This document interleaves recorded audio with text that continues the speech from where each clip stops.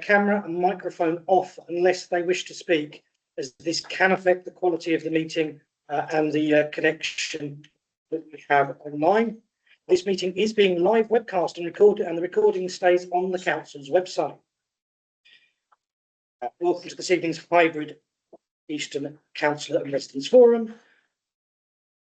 The following Swale Borough Council officers are in attendance: the Chief Executive, Larissa Reid, Seafront and Engineering Manager, Mike Knowles, is online, Policy and Engagement Officer, Janet Dart, and our Communications and Marketing Officer, Rebecca Dart.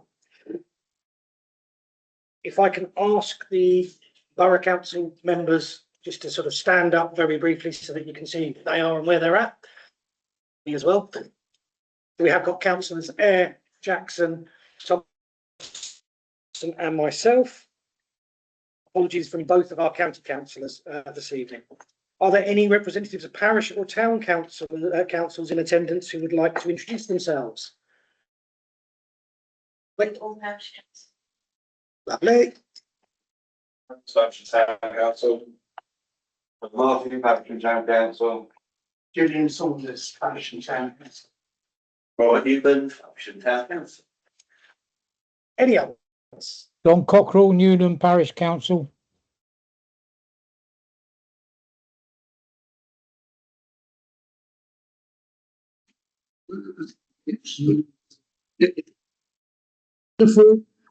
If you would like to speak on any item, please raise your hand and I will invite you in turn to speak. Likewise, could anyone attending remotely please mute their microphone until they speak and indicate on the IM if they wish to speak. Just to go through a few procedural bits, because we have changed these from their previous guise as area committees. So last year, a review of the old area committees took place, and one of the recommendations agreed was for certain items, members of the public and parish and town councillors will have the ability to vote, express or indicate a preference.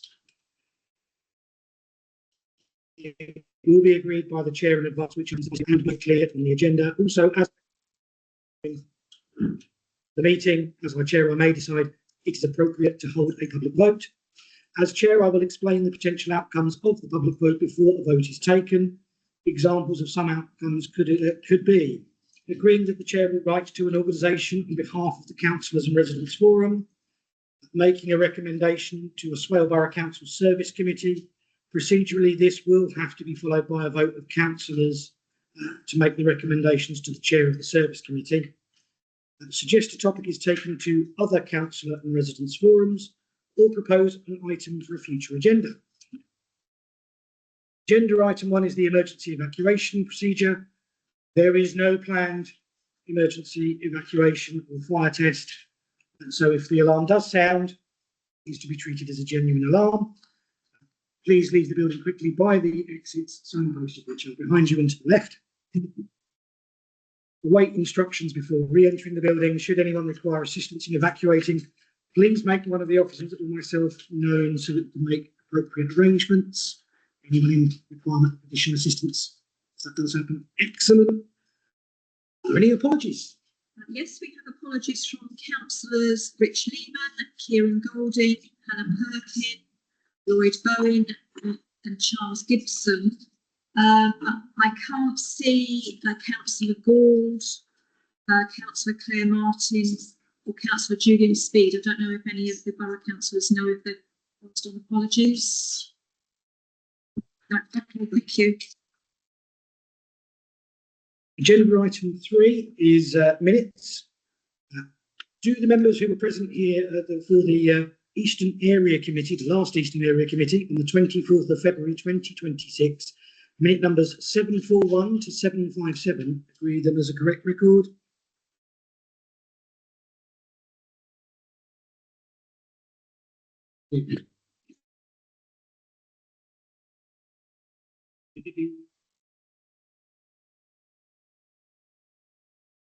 Look correct to me, but I need somebody else. Thank you, Councillor here. I will sign over as legit.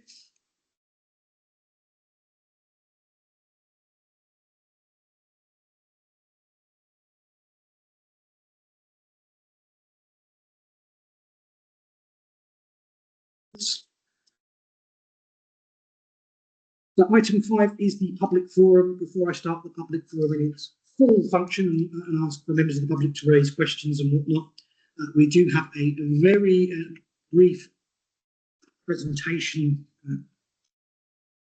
Any declarations of interest first? Any declarations of interests? Anyone? Peculiar or non-peculiar? Yep. Excellent. So, in Councillor Perkins' absence, we have Mike Knowles, the Seafront Engineering Manager, who will be running through parking in Court Street, a Faversham proposal, and lead a brief discussion. So, if I can hand over to Mike Knowles from online in the ether, if you can hear us. Thank you very much, Chair. I'm hoping I'm coming through okay. It's a slightly broken signal at this end, but yes, thank you for giving me the opportunity to discuss this item this evening. This item has come about following discussions with one of the ward members and the Town Council on the issue of a large number of vehicles parking in the cobbled section of Court Street. And what can be done to resolve those issues. Previously, going back quite a few years, some people may remember the installation of double yellow lines within that cobbled section, which raised a number of complaints because due to the uneven surface of the cobbles, the lining was far from pleasing aesthetically and didn't look very good at all. So off the back of that, the option that is currently on the table is the possible introduction of a controlled parking zone for Court Street, proposed from the junction with Crescent Road, running down to the junction of Market Place and Market Street, and also including Middle Row. The idea behind the controlled parking zone is that the parking restrictions would be identical to those of installing double yellow lines, but it would negate the need to install any physical lines, and the parking zone would be marked by signing at the start of the controlled parking zone and at the end of the controlled parking zone. So the purpose of this evening is just to raise that proposal and just to gauge the level of support to progress that option forward to a traffic regulation order. Obviously, as part of the traffic regulation order, there would be the statutory formal consultation process, which would give anybody the opportunity to raise either a formal objection or indeed an indication of support. Thank you very much. Thank you, Mike. Just where parking was, because it broke up. Yep, so it's Court Street from the junction with Crescent Road through Market Place to Market Street and East Street Junction. So essentially the town centre market area.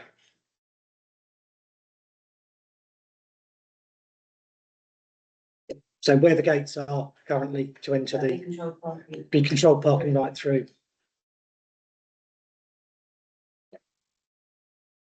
A question for James. Mike,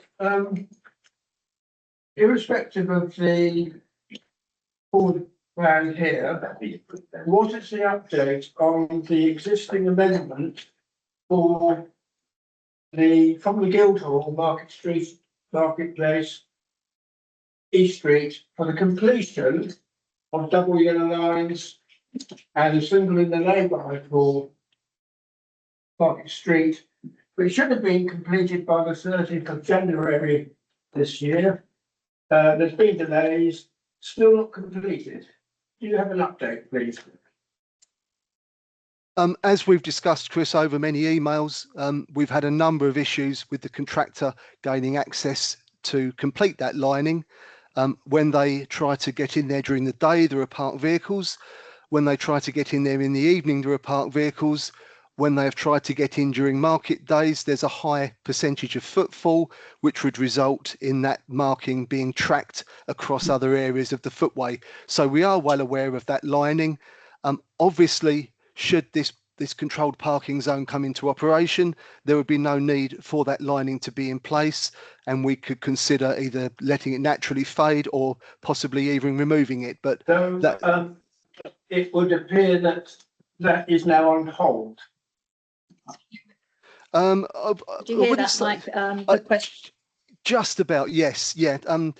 I wouldn't say it's on hold. Our contractors still have it on the list. Obviously, whenever they try to attend, there is a cost involved in that, and there is a real risk that costs will escalate if we do keep returning to site. But they do have it on the list to complete when they can get access to it. Thank you.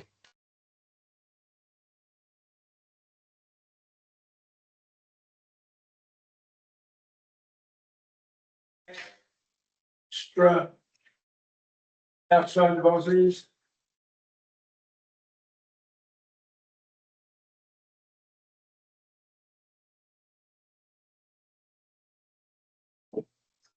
Sorry, Mike, I don't think you quite heard that one, but I heard the question.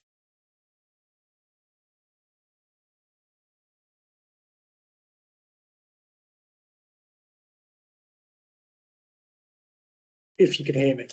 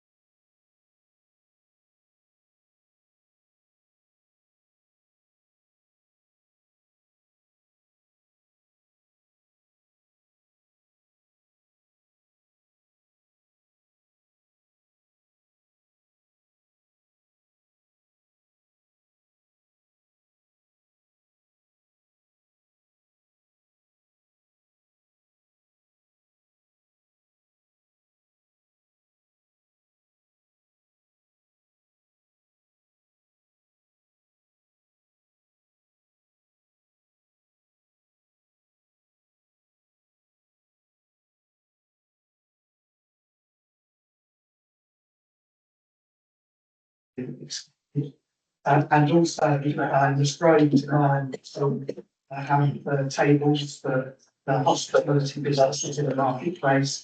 And it would strike me that it would be quite easy to reallocate some road space in the marketplace from use by cars to use by local businesses. So my hope is that rather than just proceeding with this scheme, officers as well will actually look at the range of other options to improve the whole position in the centre of town, which is still very, very satisfactory.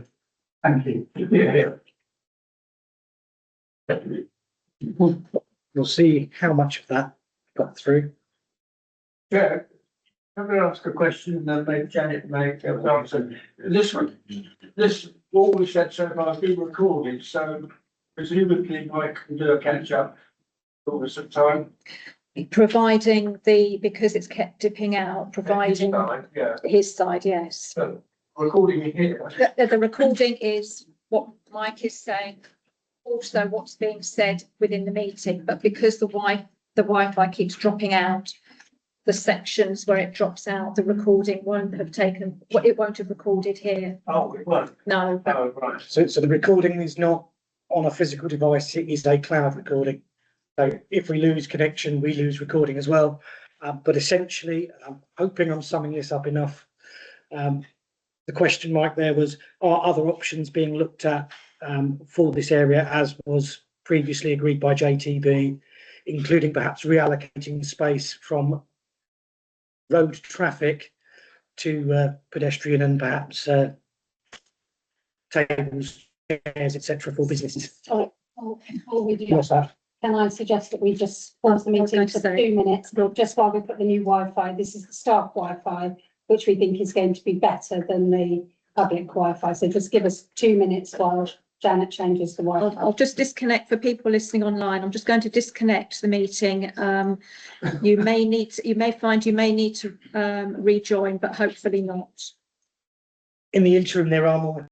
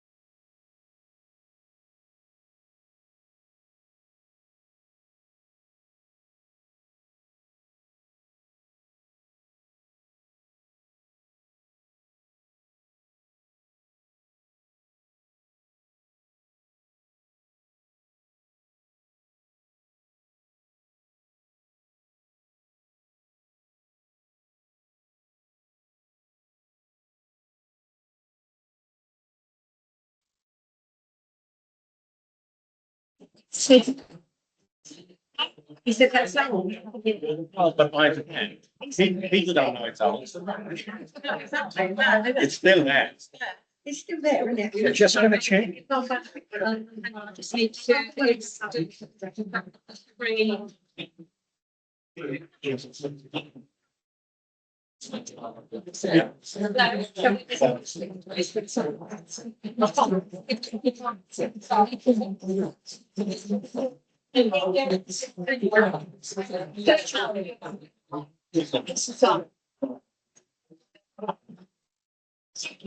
So everything was down there, they won't come back.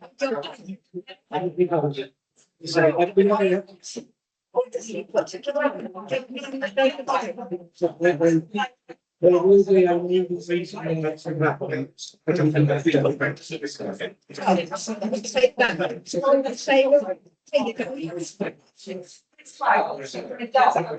Still want to be charged.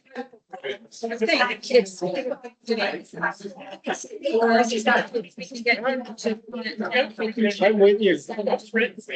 Ladies and gents, we're just going to do a very quick sound check to see if we can be heard by those online now. Yeah, I can hear you. Don Cockrell.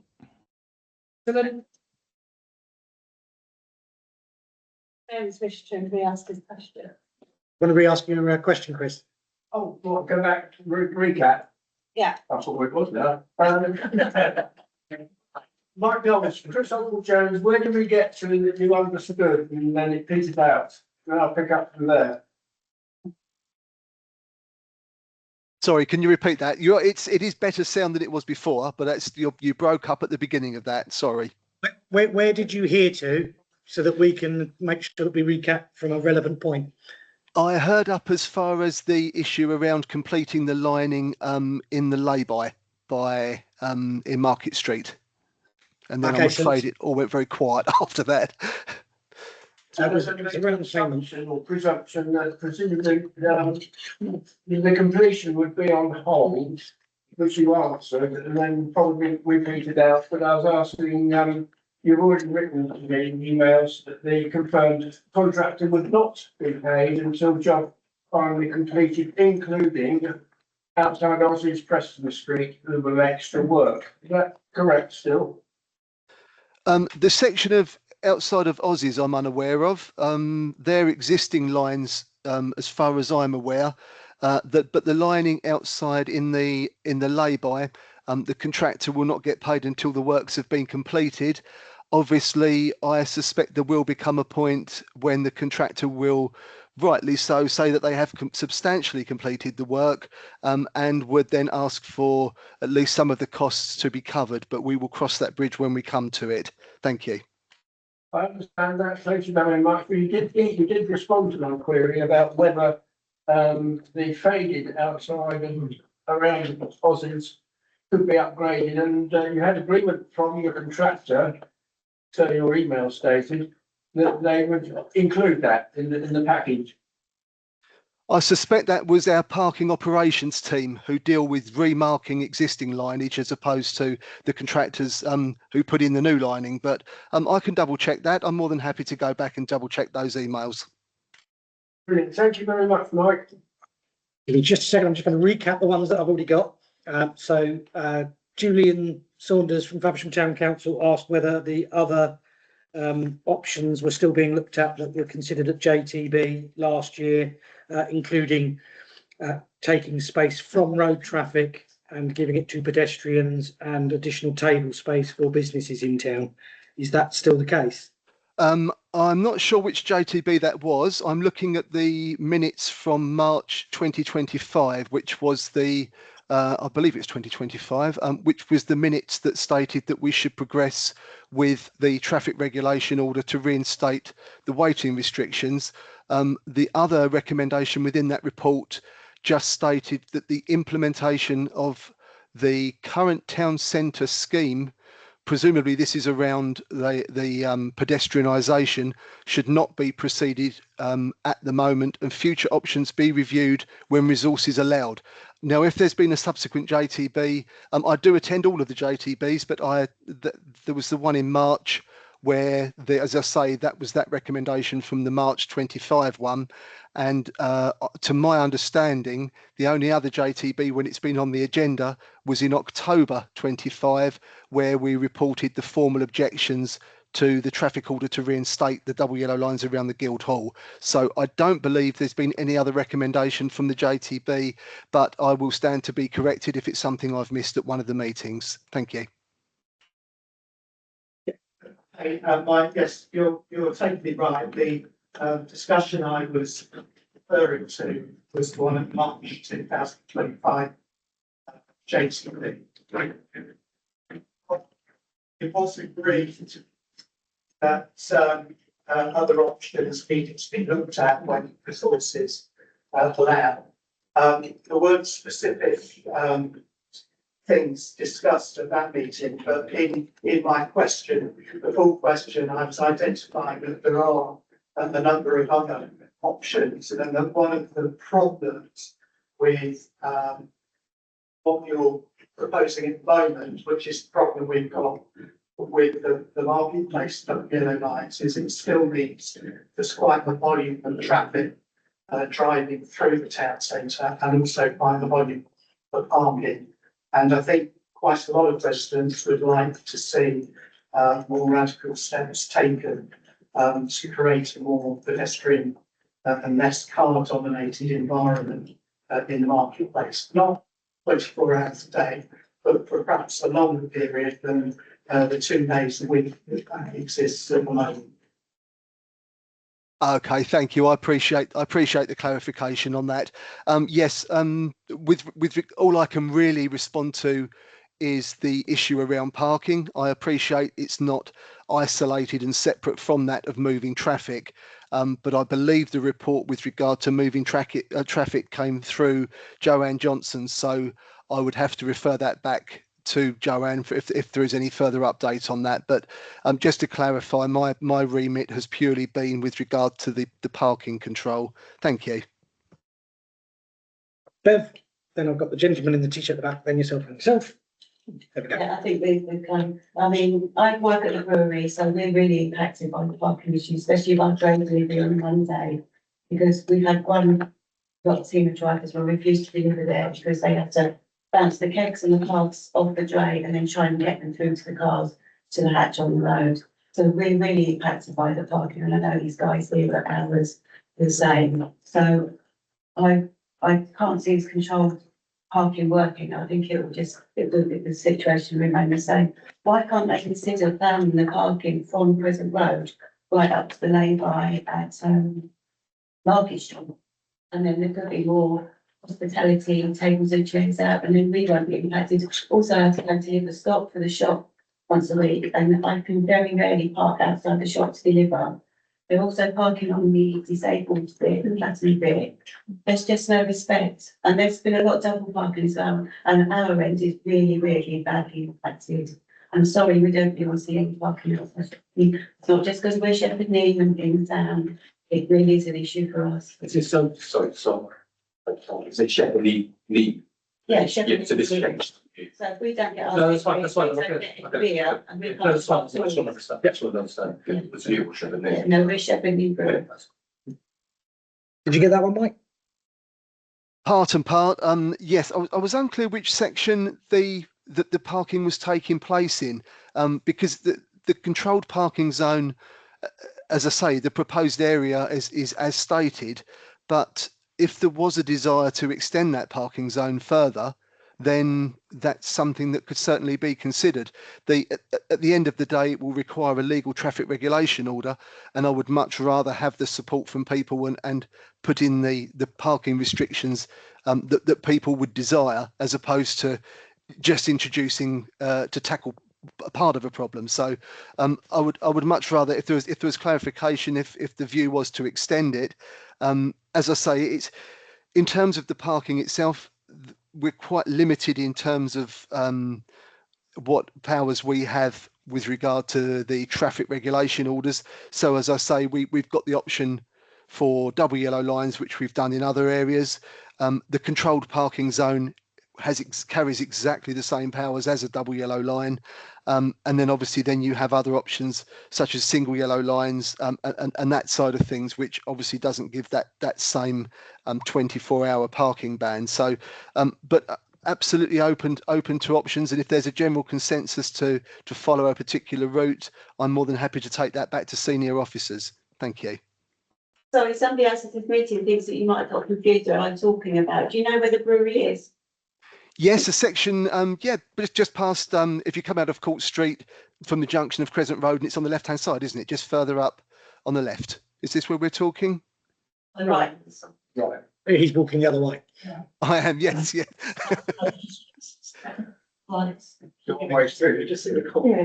I'm talking about the cobble bit right outside the business centre and where the shop is. Oh, okay. Yes, yep. Are there not restrictions there at the moment on that in that area?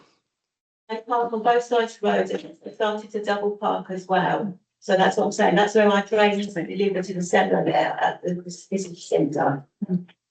Right. Okay. Well, we need to check the existing restrictions. If there are restrictions there, then that can be enforced, then they should be enforced.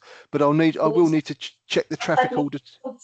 Traffic wardens there, and they say they can't enforce anything because there's no the yellow lines are faded and broken, and therefore they can't legally enforce parking. I think, Mike, this is actually within the area that you're talking about. It is.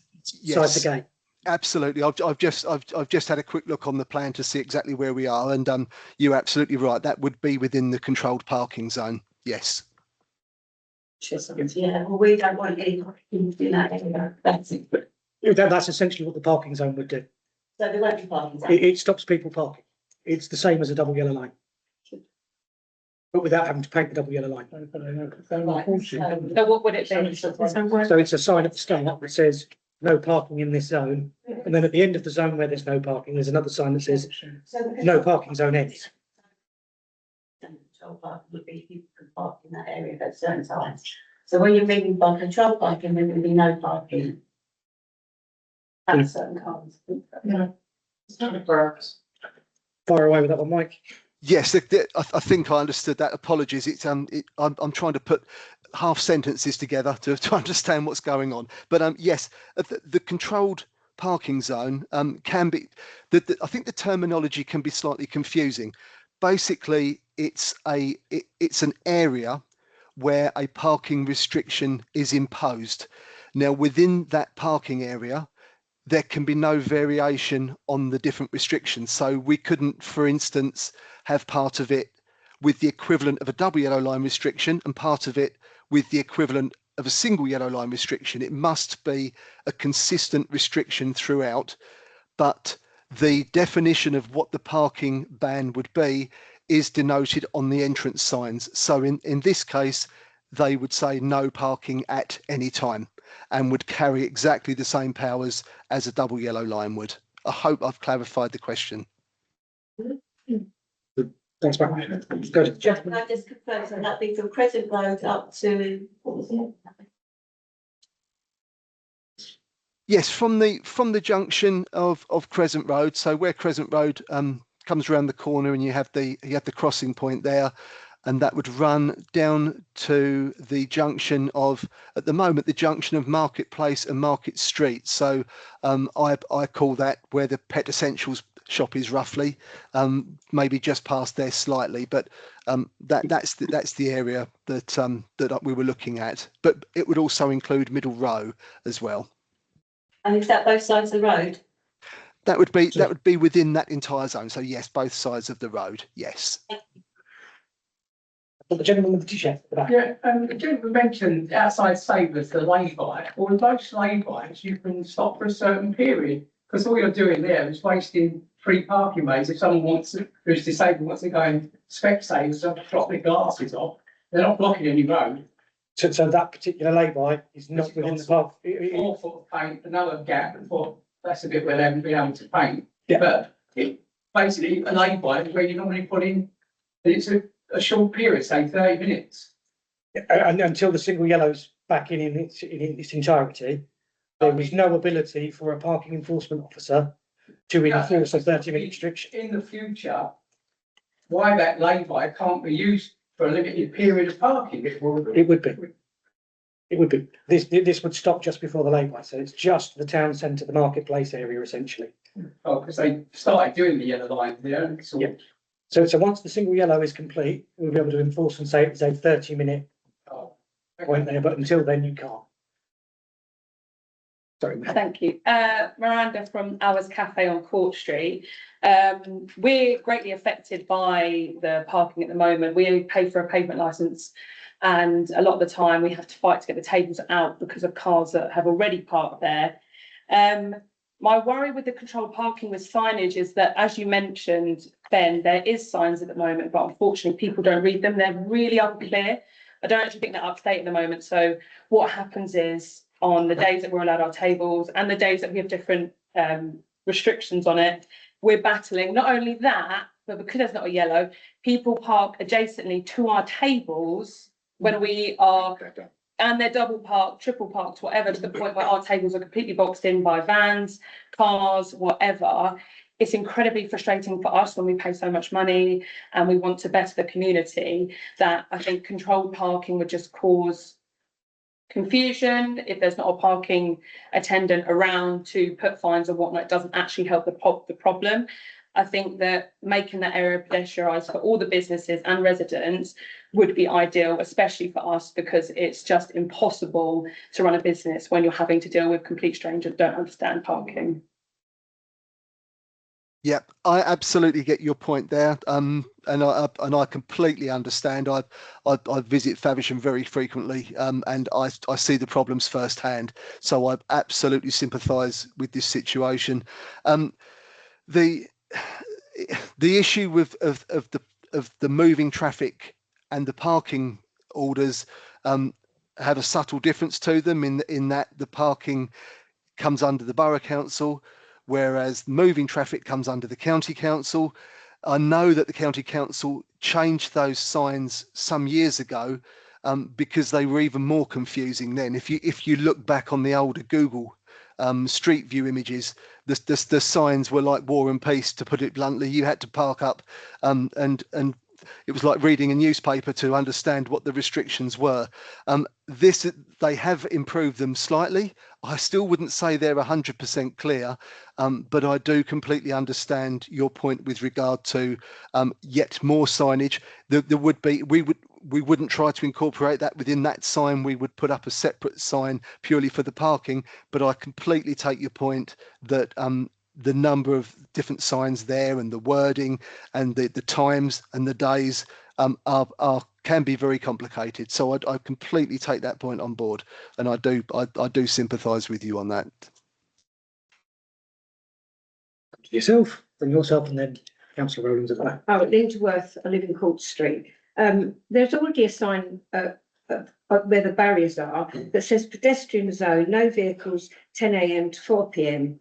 The parking attendant passes there to go to the other side of Court Street to put tickets on cars that are in a parking bay, and passes all the cars that are there. And I don't know why that is. How can that be? If it says you can't park, you can't park. I think the sign relates to moving traffic, and unfortunately, sorry, it does say pedestrian zone. Yes, so that refers to moving traffic as opposed to a parking restriction. And unfortunately, the law is such that our civil enforcement officers can only enforce parked vehicles. We haven't got any legal powers to enforce against moving traffic, which is why we have this issue so often with vehicles that do go through a pedestrian zone. And unfortunately, the only people that can enforce that under UK law is the police. Which again, another frustrating situation, but that is UK law at the present time. But this says, I don't know, I'm obviously not playing with the law as you are, but it says pedestrian zone, no vehicles. Well, to me, that means no vehicles, because it's a pedestrian zone. Yes, but the difference is it's the vehicles driving into there. That's the moving traffic order is against vehicles driving into there or through there. It doesn't relate to the parking. The parking would need that separate legal traffic order. So our enforcement, our parking enforcement officers can enforce against parking where there's a legal traffic order in place, but it is only the police that can enforce parking, not parking, pedestrian zones and the driving of vehicles through pedestrian zones. So I think just to summarise that, the law does not apply common sense, which I think we can all appreciate. Yeah, Councillor Rowlands, I will come to you. You have to wait until after the other people that raise their hands ahead of you, as per the standing orders on this particular meeting. Well, as I say, as it stands, that sign is the sign that is already up relates only to moving traffic, which the order is already in place for. This would be a separate sign required for parking. The law doesn't allow us to have the same sign, and it's different enforcement teams. Well, Richard Chapman, just a local resident, I make signs, too many signs, it's an easy fix. Put some electric bars like we've got at Canterbury. Mike, you're using the wrong people for yellow lines. If they've taken 3 months to put yellow lines, you've got the wrong people.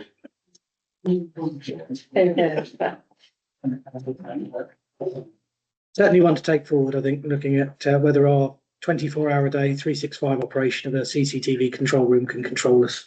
Which So yeah, we never used to have our control room that manages all the CCTV wasn't 24/7, 365. So when we looked at the possibility of bollards before, there was the issue about what happened when the staff weren't there. We're now 24/7, so the staff can do that. The bollards in Canterbury are different. They are bollards for terrorists. That's why they were put in. They have a dedicated. Name's Dougie, and he is very, very nice. But that's his dedicated job during the day because of the numbers of people that come in and out. During the night, it's done by their central control. But they pay for a dedicated officer to say, and he says, wait for the wee green light, when you're going in and waiting. So I think it is something we can look at to say, can we do it? We just need to understand how that works with somebody pressing the buzzer to say, I'm a disabled person, I can go in. How do we verify that? If my colleague is in the control room and sitting board, we would need a way of verifying, or we go on trust, and if we get a registration, because it will capture registrations, if we get a registration that we then know to be fraudulent, then we try and take action. But that's the only sticking point at the moment that I've got in my head, is how am I going to be certain that the right people are allowed in? And Connie, you know, the lady was talking about her deliveries. How are we going to make sure that that works? And that's the bit of work we do need to do. Otherwise, we will get it very badly wrong, and I won't come to the next one of these because you'll all be really cross with us. I run the Kent Road, and I think the law is coming in next year. I mean, this is a target, and medieval village like this, you really should have barriers here for that sort of. But any town that's got barriers, they're advised to do it. It's not something you just do for that purpose. It's not something you are told to do it. No. And money is given to you for it. Yeah, it's something maybe it's an option to look at. Yeah, it's something that we're looking, we can. Josh. Excellent, brilliant. Like, we've already a couple of bits that have already been said then. If you start with a question related to the front, especially said about the silence there, that's a hangover from COVID. That sign has never been removed. Sorry, Mike, I was in the meeting with you with Hannah and people there, so I'm going to run through some bits I think you missed. So that sign that's on the Court Street gate, because that's what I'm thinking referring to, says nationalised only. That was there when the roads were closed during COVID. That sign's never been removed. That sign should have been removed. That's something that's been discussed and agreed. So that parking restriction is now not in place. It's a bizarre one, but it's what it is, unfortunately. That's something that's there. Going through some other bits that are there, something mentioned about pedestrianisation, and it's great. Pedestrianisation would be great. The only problem we have is that we have one bank left in town which has nowhere near adequate enough disabled parking that's nearby to. It's something that's come up in this impact assessment we did with things before. When we discussed this at length, it's something that does need to be taken into account with different things. I was, as I said, I was part of the meeting with Mike and Councillor Perkin at the time. we looked at different options around parking, and the controlled parking zone is the best option at the moment. It has the same rules and stuff as double yellows do. But what I'd say is that if we do go down this route, then Swale, please actually make sure we have people that police it. Because it's fine putting this in place, but unless you have officers and actually parking the officers going around and actually checking it and actually doing things about it, then there's no point. Duly noted. Any parking enforcement? Yes, sir. I would just say on that, you know, obviously up until recently, the campus site and the resident in Court Street, up until it was a few years ago when you had double lines, both in the brick paving area and the cobbled area, this issue wasn't there. You know, there was occasional parking, it wasn't forced. So as much as we're talking about this new system, the problems with it, it was a historic system that worked, and then the council decided not to put anything in its place, and this created a problem. So by putting effectively WR lines back in, you would expect that if it worked before, it should work again. I mean, that's a natural kind of consequence of it worked before. I guess the second thing is that obviously I think everyone recognises there is a problem.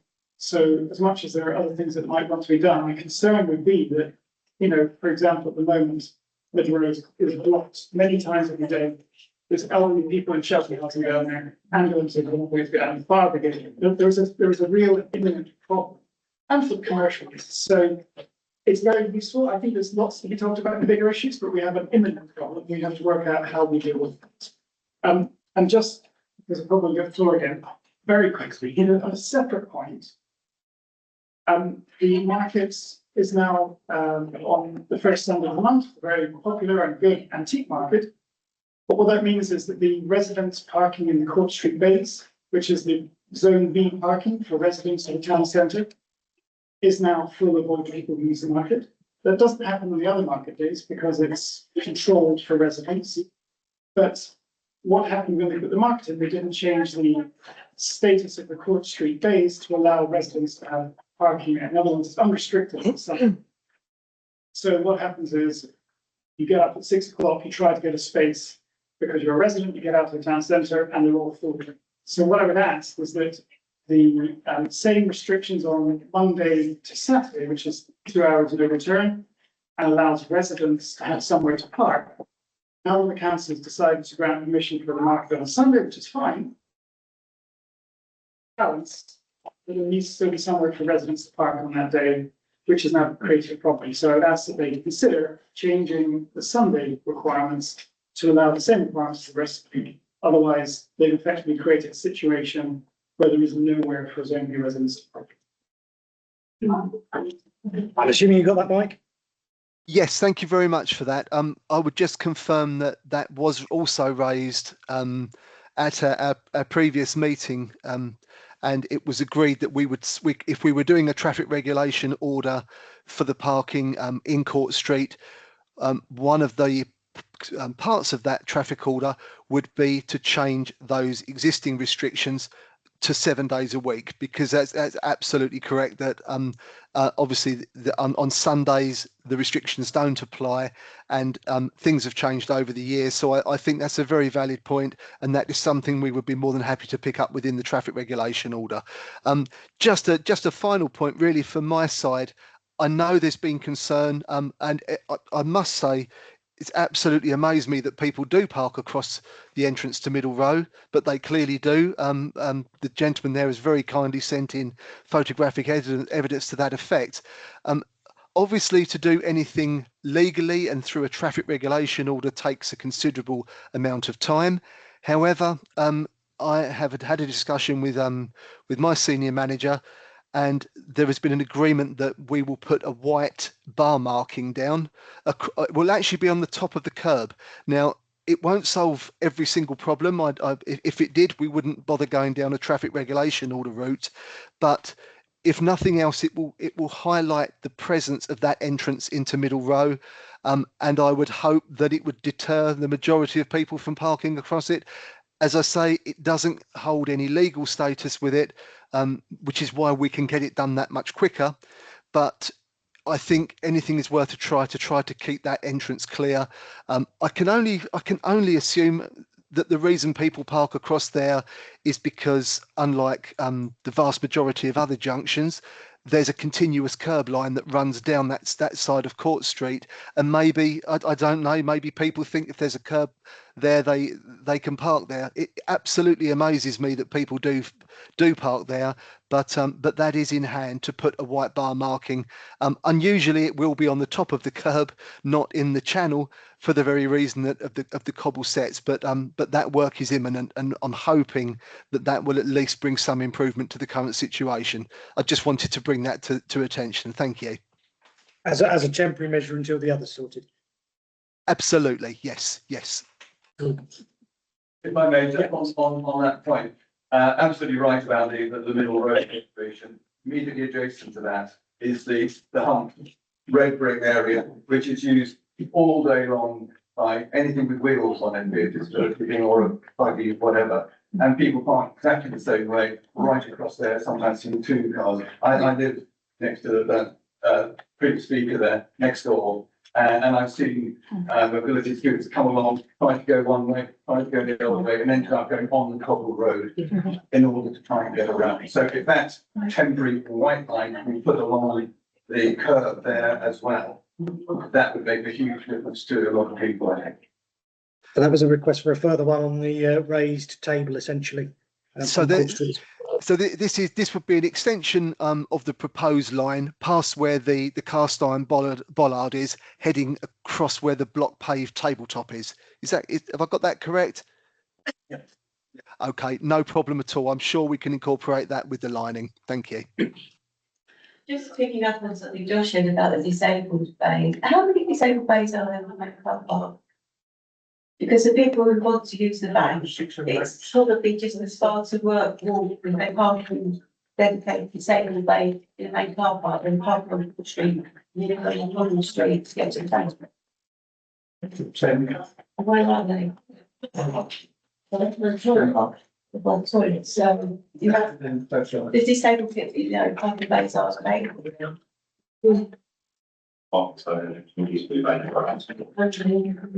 Central car parking Faversham has 11 disabled bays. Right, so out of a total of 290. Parking Court Street, because there's, a facility with the main car park. As opposed to Court Street, and I'm sure Josh will correct me if I'm wrong here, I think he was actually referring more to the disabled vehicles being able to drive through as use the labour. That's what I mean. So actually go up really. Yeah, I mean, Broad Street, yeah. Yeah, so to drive through and use the labour essentially. So have you got enough there, Mike, to sort of give you a general direction? I have indeed. Thank you very much for giving me the opportunity. I've got two hands, one and then two. Okay. I just wanted to ask when the proposed date is to complete the controlled parking, so that we can have a date in mind that will be done. So, because it's a legal traffic regulation order, we have to go through the whole traffic regulation order formal process. We always advise people to allow at least 12 months from start to finish. And now that is completely out of our hands. That is the legal requirement and the statutory requirement in accordance with the Act, which is why I was very keen to get the white bar marking in the meantime. What I would say, and I with regard to this, what I would say, Mike, Wait yes, a second, Mike. give me just a sec for So the I think the issue is all the people in this room are in favour of this. If we just did it, I guarantee you the sky would fall in with all the people that think it's terrible that we're going to do this. That's why we have to, and it's not us that decide it, it's the law, but it is possible that when we go out to consultation on this formally through the process, lots and lots of people come and say this is a terrible idea. Right. This is the problem. If you look on any Facebook stuff or newspaper stuff where we put in parking, literally the world, everyone gets cross with us. If we don't put it in, everyone gets cross with us. So we have got to go through a process to give everybody the opportunity to have their say before councillors make a decision. Otherwise, it just, it's So people will say they didn't know about this meeting, they haven't had the opportunity. Process is a long process because it is a legal process that ensures that everybody, no matter what their viewpoint, and every viewpoint is deemed equal, everybody has their say. Sorry, Mike, continue. Thank you. I think you've covered exactly what I was going to say. There have been instances where people have challenged the legal right for a local authority to undertake a traffic regulation order because we haven't followed the law to the letter. And that has resulted in some traffic orders, not in Swale, I hasten to add, but some traffic orders taking in excess of 2 years and then being thrown out at the 11th hour. So we really don't have a choice. We must follow the legal procedure, otherwise we leave ourselves open to challenge. Thank you. I live in Preston Street and it is completely ignored every day, to the point where you see fire brigade not able to get through. So I think unless there's traffic wardens working 24/7, people are just going to continue to ignore it. Were you able to hear that one, Mike? I can answer that one. So our contract with our civil enforcement officers is we have a number of hours that we pay for. And those hours can be used at any time. We don't have someone start and someone end. What we find is when we do a lot of enforcement in a place, things get better for quite a long time, because fundamentally, if people don't think they're ever going to get caught, then there's not as much. Lots of people are good people that abide by the law, but lots of people that think, I'll give it a go. There's never an enforcement person down here. So we don't have the resource to be literally having someone walking up and down. But what we do is we do targeted times where we will have, for a period of time, high presence that for a while, for a fair time, puts people off. So I think they might get caught, and then it does slowly build back up. But if you think that kind of every school in the borough wants us there patrolling outside their school at drop off and pick up times because people park badly, in Sittingbourne and Sheffield, we have exactly the same things. So there is a finite amount of resource, but what we tend to do is a targeted approach for a while, and then we go off. I mean, we still come regularly, but it's not as much as that. And then we go off and we target someone else, and then we. But I'm not telling you how long targeted could be, because you go, she said 3 days, and now I've seen them for 3 days. I'm fine. It's not like it's not. We do it for quite a period of time. So yeah, the rules. The rules about being able to use cameras. So if you park in Sainsbury's, they've got a camera, and that your registration plate comes up, and if you don't pay, they can go to the DVLA. If you go across the Dartford Bridge, they can do the same. Councils legally are not allowed to access DVLA information to be able to catch people, which is mad, because kind of I think we're good guys, because we want to do it for the right reasons, but we're not allowed. So that's the problem with cameras. The only thing we can use cameras for really is a deterrent, working out that you lot all now know, but most people don't realise, and that's the only really thing we can. But we're not allowed, if someone drives or parks and we've got them on camera, we're not allowed unless, so the law has changed slightly for certain places. So there are certain places that county council say we can. There's one in Canterbury, there's one in Ashford. I got caught at the one in Tunbridge Wells. But then there are certain places that you can, but we can't, we're not allowed just to do it. And you not have private ones? We can have cameras, we can put cameras up. I meant private, like we've got where we live. We have somebody come in, and if somebody's parked in the wrong place, you get a fine. So you get your money back, wouldn't you? So, but we can only do that if we've got a traffic order in place. Right. And we do have, bearing in mind though, people get very cross when they get a car park ticket from the council because they think we use it. We're just waiting for people to park so we can make money. So we have to balance. The law is very clear about why we can have parking, certainly on-street parking. We're only allowed to use it for very clear for very clear purposes around safety, congestion, and any money we get from it has to go, can only be used for certain things. So it's really, the law probably rightly tries to stop councils using parking as a way to make money. A gentleman at the back, then I'll come back to you, Chris, and then we'll call it into parking. So, come on, back to me, so.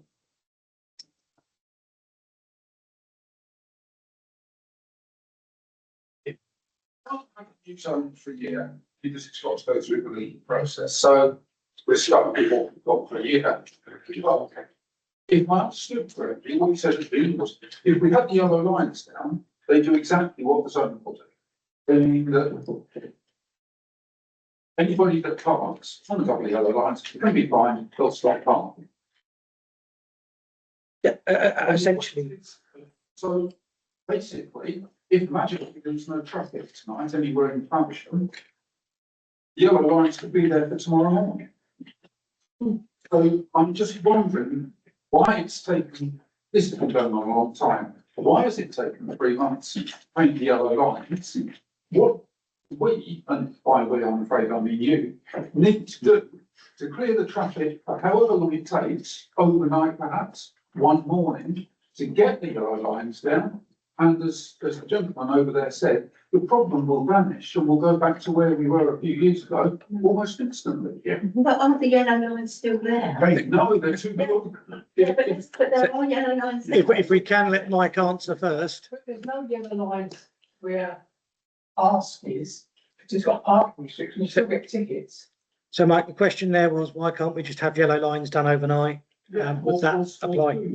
Or sooner than the 12 months for the parking control zone? The double yellow lines would take the same amount of time on a traffic order. The traffic, it's not the physical lining that takes it's the legal process for the traffic regulation order. So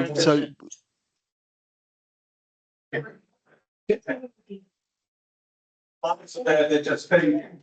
Because they've been faded for such a length of time, Yes, the traffic regulation order would no longer apply. And why were they let to be faded? Yeah, exactly. Why were they? Mike, do you want to take that one? that was a decision for members years ago following the complaints we had regarding the original lining going down. The opinion, or the directive we got from the then member, was that we do not refresh those lines because of the number of objections we had, and we let them naturally fade. Yeah, so it was a previous ward member, due to the conservation area and the garishness of the yellow lines, requested that they not be repainted back at the time. I will take you, and then I'm going to move away from parking. Yes, Yeah, one. point of information which, 4 points, Mike has already alluded to, moving traffic is separate from parking regulations.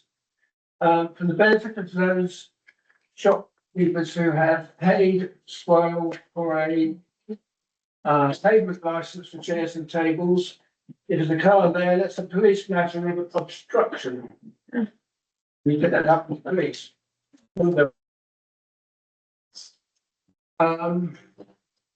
the benefits of everybody in the brewery, we've got moving traffic, we've got parking, we've got unloading and loading. It's a separate topic as well. And they get conflated. And we go around in circles. That's all. Very quickly, I wanted to clear up that point, because your traffic order and the other lines are both traffic orders, just different kinds, so they both take 12 months. The issue, as I understand it, was that there were yellow lines throughout the town centre. If they'd been maintained, then there would have been no problem. They weren't maintained. Yeah. A new traffic order, which took 12 months to put in, the council, for whatever reason, decided only to replace a traffic order for half of that area. So the cobbled area was decided to be let go, and the rest of it had a traffic order applied. That was a decision of the town. The consequence of that is the chaos that we've got now. Yeah. So it is what it is, and we have to, what we're trying to do is fix it. The problem we have is that there are commercial units in the town that have the right to put their tables and chairs on the street and are not able to as a consequence of the council's decision. Is there any way in that 12-month period of dealing with the consequence of the council's decision on those shops? Which matter? Good question. Well, if it helps, I agree, we used to run the market, actually, the police were really, really helpful. If you ring them, they would remove the vehicle generally within sort of 15 to 20 minutes, not remove it themselves, but they contact really quickly. But sorry, but the point is they're legally there, because we didn't put a traffic order in. No, The cars are allowed to park, the cars are allowed to park Oh, there. okay. So effectively, the council's decision has allowed cars to park where the council has said tables and chairs. Yeah. They've got this thing. So I think that's correct, and I think that happens when you have councillors making decisions that are based on the something for the moment. So they put the yellow lines in. I think chair is right, there was an uproar. You know, as I said, when you do things after people are happy, there was an awful uproar. Then people came and the councillors, and then we had a system called cabinet system where it can be kind of one councillor that makes the decision.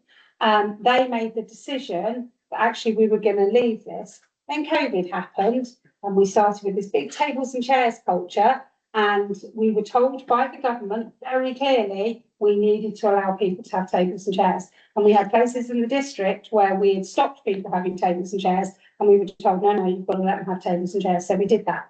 Then what happened is, after COVID, it had worked. So we let people have tables and chairs. But the problem is that traffic order wasn't in place.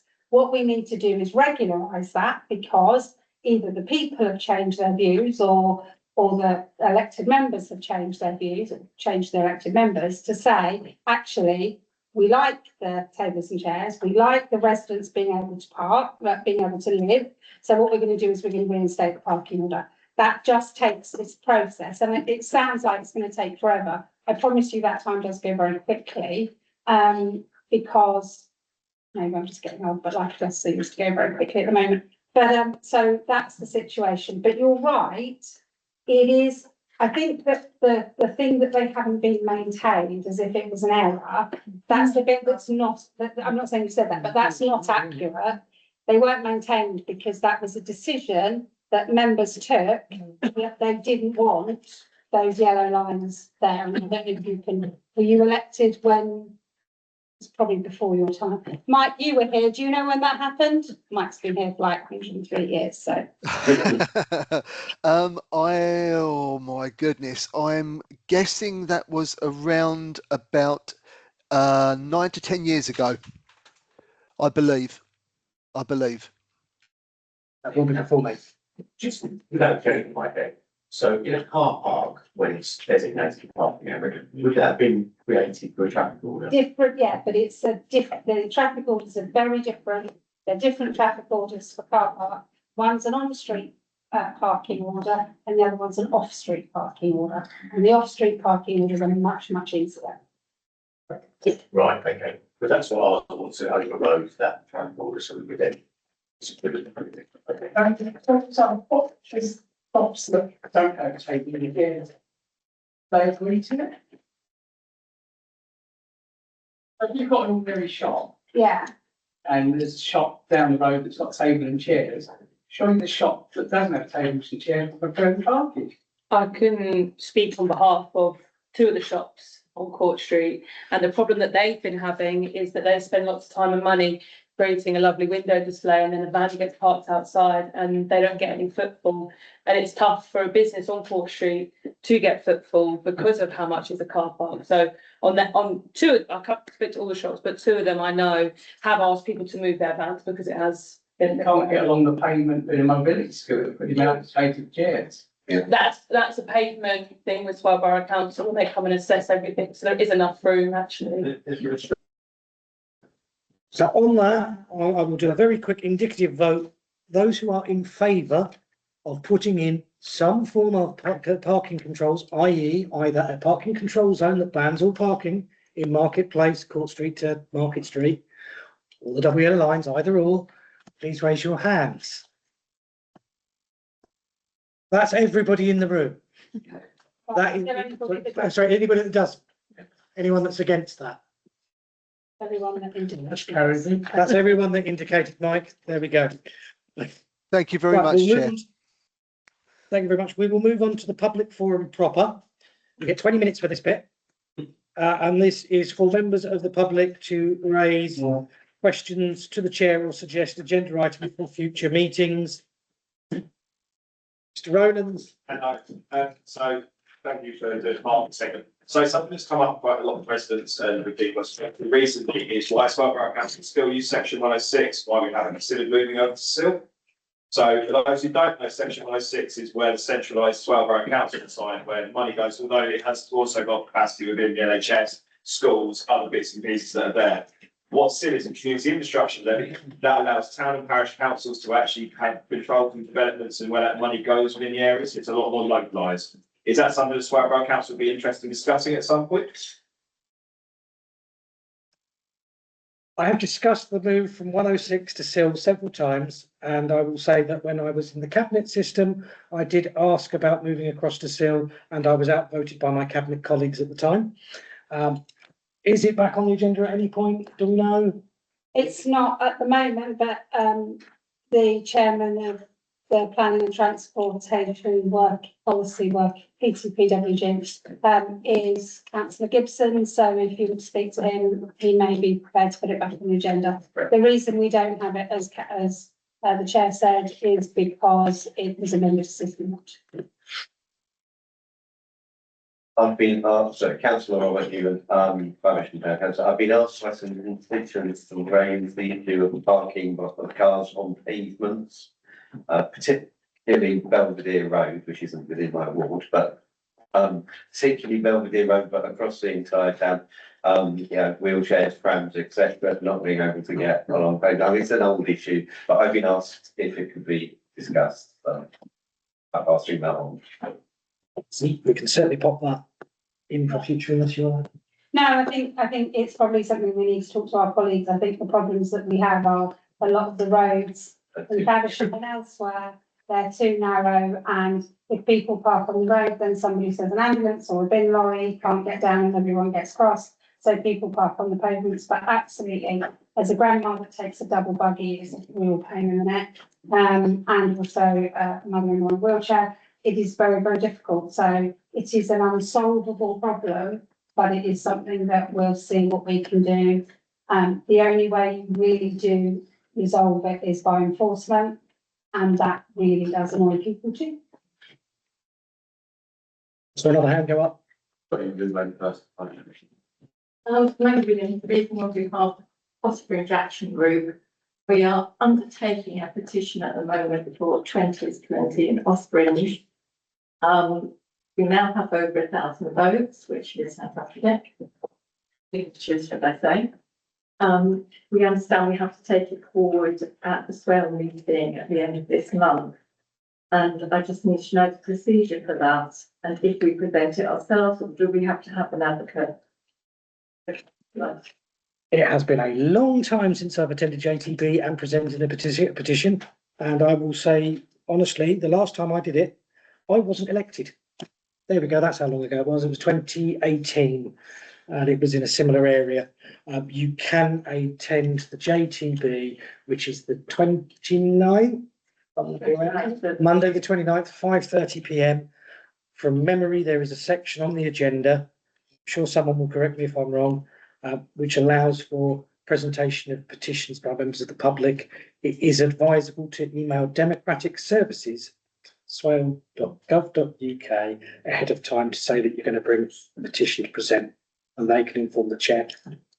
Everything wrong there? Yeah, no, absolutely everything right. But if you grab me at the end and give me your email address, I'll get it all sent to you in an email so you know exactly what to do. Excellent. Is there anything else we should be doing apart from? No, I mean, it's not easy to get 20 is plenty. I think Faversham colleagues will tell you it's very, very difficult. But it is desperately needed in Osbridge, and there is precedence in Newington. So we're hoping it's not going to be a huge wait to get this because it is a very important issue. But if you give me your email address, I'll make sure and I'll also check with Mike, who is the guy who's also knows all about this. So I'll get someone to contact you. Thank you. There is a link to get this on. Yeah, there is a link to that petition on Facebook. Yeah, and I do have some sheets with me if anybody would like to sign it. There are also more nibbles if anyone wants to hang on, sign it at the end and have nibbles. Yes. If you just following this process, you'll understand. So, we take it to Swale via this, and it's us presenting it as the public. When I was at is it the JTB, right? Because I think it was Anthony was saying it was also a community liaison officer, which needs to be taken or be advisable. So it's not your gift, I get that, but it needs to go to someone at the bigger council. I don't know what exact term it's for. That's the best way of doing it. Different. Yeah, or different council. So yeah, Kent County Council. When we were talking about this, everybody around said, yes, this is a good idea. We'll try and hard as hell to do it. We're all supported, but it's not our gift. Understand that. When is that bit though going to happen, and how do I make sure that that is happening? Is the next question. Right, so I believe you attended Faversham Town Council's Active Travel Committee. So, yep, there was support there. So the JTB is not a Swale Borough Council committee. Yeah. The JTB is a Swale Borough Council and Kent County Council joint transportation board. So it is a committee of both councils essentially. But I thought that I was under the impression, maybe said to me, that it would be advisable for, I think it was Anthony, was the councillor there, to take that forward.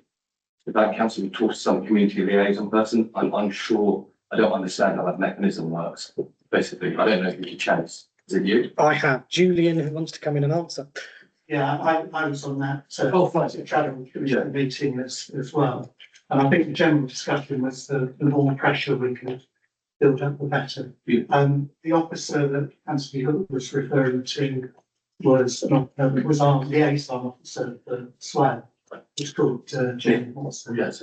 I think prior to the meeting, Anthony is on the JTB, I'm on the JTB as the parish council rep. I think trying to liaise with sympathetic members of the JTB would be quite a good idea, because I think we would have the opportunity to support them. But I think Anthony needs to do liaison with Jen Watson, who I suppose her role would be potentially to influence KCC officers to take a more positive view of that. And so just to understand this, the JTB, is that separate to Anthony? So, fine.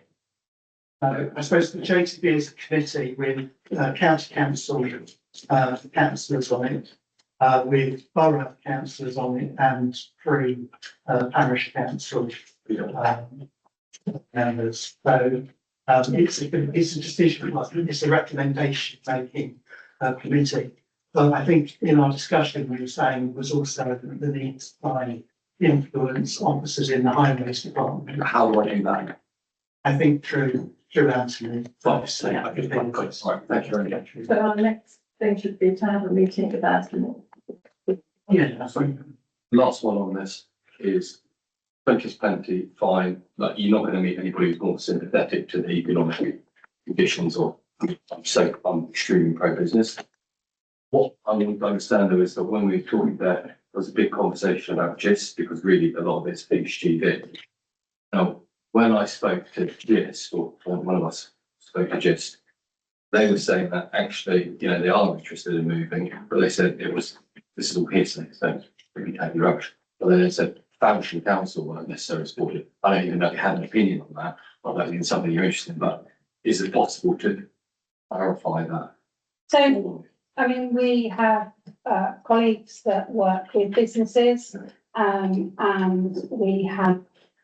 we do work with businesses to look at helping them achieve their objectives, and if that objective is that they wish to move, often it's the trying to find somewhere for people to move to is difficult. Yeah. But I'm happy to meet with just if they're feeling they're not getting anywhere, but I'd be very surprised if they tried to meet with us and Kieran hasn't met with them. Yeah. I think the main thing you need to think about for your 2020 is about, you need to be certain when you go to the Joint Transportation Board that the people in the room know about it before the people in the room, because otherwise, you know, if you kind of throw something at people, they're like, oh, so actually you've got the people that you know are going to be in the room, but find out it's on the website who the members of the Joint Transportation Board are, and contact them and say, you're coming, this is important, this is what you've got.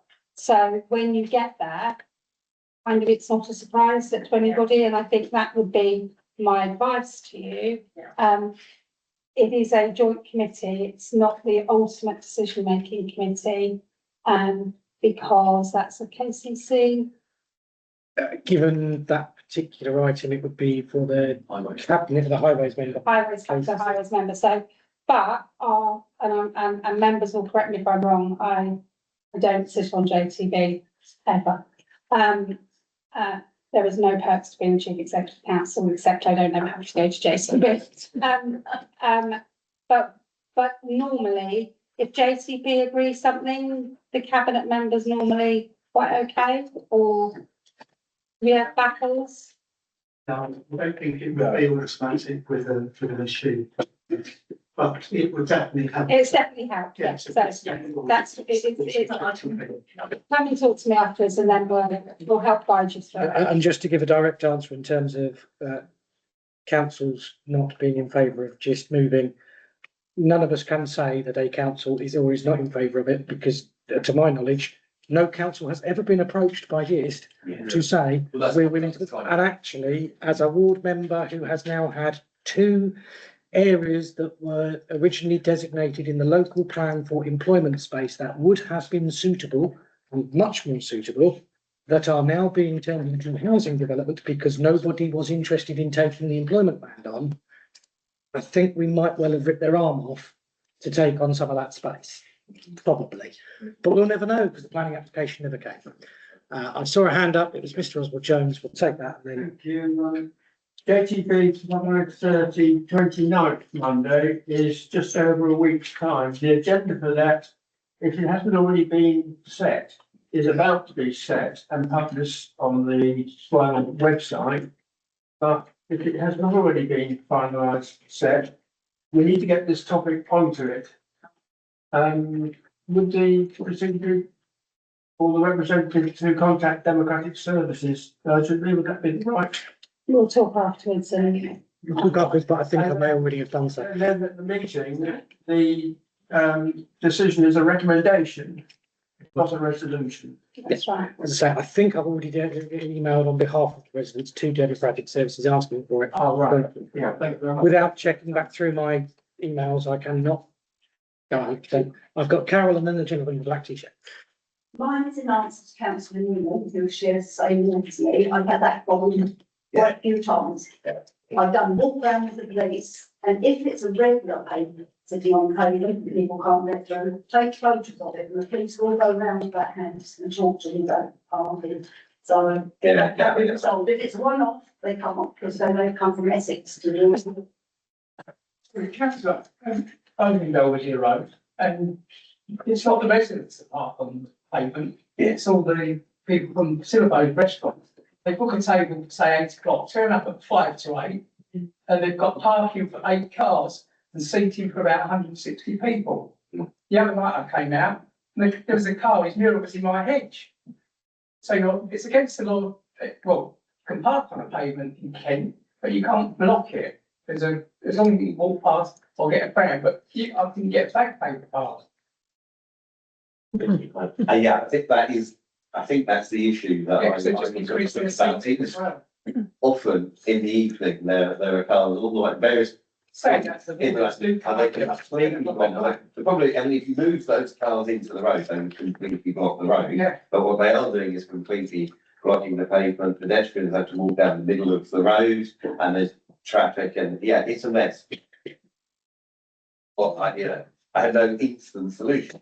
It's definitely a mess, and yeah, you're absolutely right. I'll take the gentleman in the black t-shirt and then I'll move to item 6. Rory Harding, President of Osbridge, on the introduction. It's just to really reiterate the support for the 2020 campaign. There's a major air quality issue along that road. Collisions with historic buildings along that road are frequent. It's only a matter of time because of the speed and weight of some of the traffic, like the HGVs, but as well as the speed of other vehicles that often exceed 30 miles an hour. That something more serious happens to a person or a school child crossing the road to Osbridge Primary School.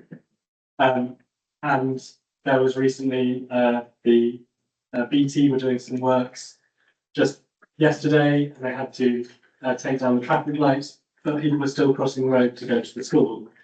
And alternative traffic lights were way up the road. So everyone was having to jaywalk in front of 30-mile-an-hour HGVs. It's not safe, and as you know, there is a concerted campaign to change this, and I just wanted to sort of reiterate that for the record that I don't think we're going anywhere in terms of campaigning for 2021. I will do another indicative vote just because we are here. So you've heard there from quite a bit of Osprey Action Group. Those who would be in favour of a 20-mile-an-hour limit on Osprey Street, do raise your hands. There anybody against? No. So that again is a unanimous one, so we'll take that as an indicative. And given that, I think you've got a fair few signatures to collect in the room tonight at the end as well. Wonderful. So we will move on to agenda item 6, which is the Community Governance Review update.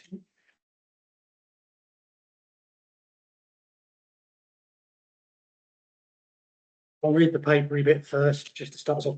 So the second, so we have been conducting a community governance review, which is basically an assessment of the parish and town councils in the areas that aren't parished, whether the boundaries are right, are the number of councillors right, are the wards right. The community governance review consultation closed on the 2nd of June. Following the consultation, a cross-party member steering group has been scrutinising the responses, and there were lots of them in the Faversham area.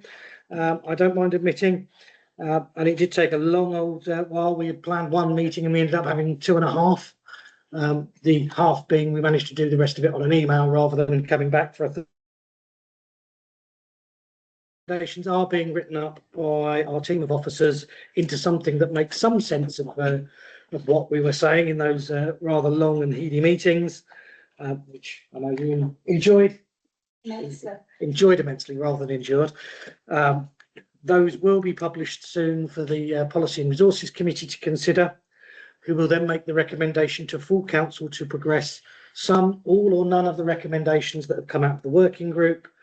I can say there are some recommendations for this area, but it would be unfair on my colleagues to announce what they are until such times as they are actually published and the officers have finished writing them all up. But suffice to say, they do reflect what the public said in the consultation responses. So it's going to full council on the PNL. It's going to Policy and Resources on the 1st of July. We have to publish our reports within 5 clear working days.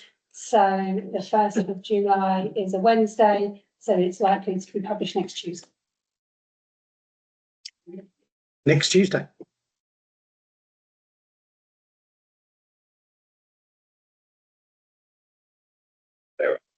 Yeah, so they'll be published on the 23rd of or around the 23rd of June. Agenda item 7, local government reorganisation update. The government's consultation on local government reorganisation closed on the 26th of March. Announcements are due at some point, hopefully in the summer. And once the decision's made on the geography, we might actually be able to work out what's going on and what we're doing.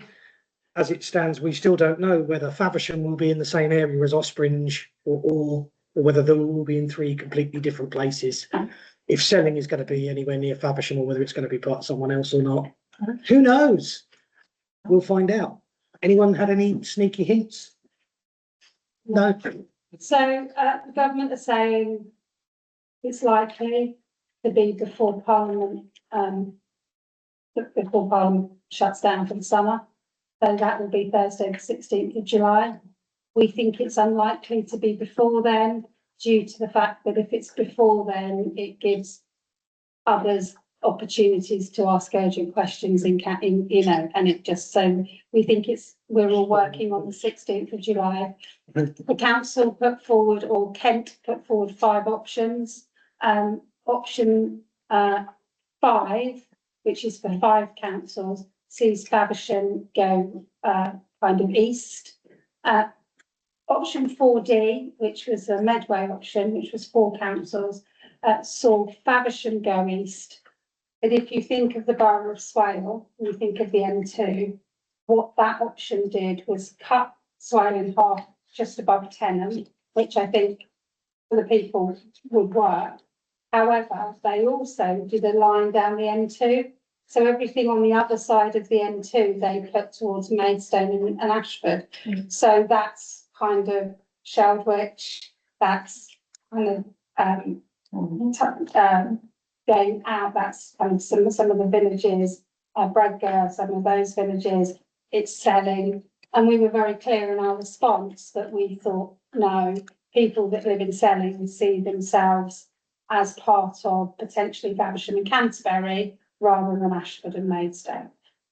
Ultimately, it's the government's decision.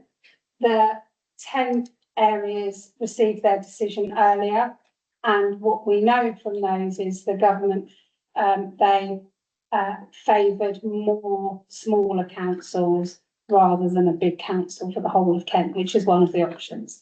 So we really don't know. It's a lot of work. It's going to cost a lot of money. Most borough councillors are not in favour of this because they quite like being Swale. But unfortunately, again, it's one of these things that we don't have a say over. But once it does happen, once we get the decision, things then start moving incredibly quicker towards a new council than it is to get a double yellow line. So we will be working very quickly. The one aspect that I think does need to be in the public domain fairly sharpish is that once that decision is issued and the decision to start setting up the new councils goes ahead, restrictions come in to borough and district councils on what they can do with assets they own and with entering new contracts and spending money.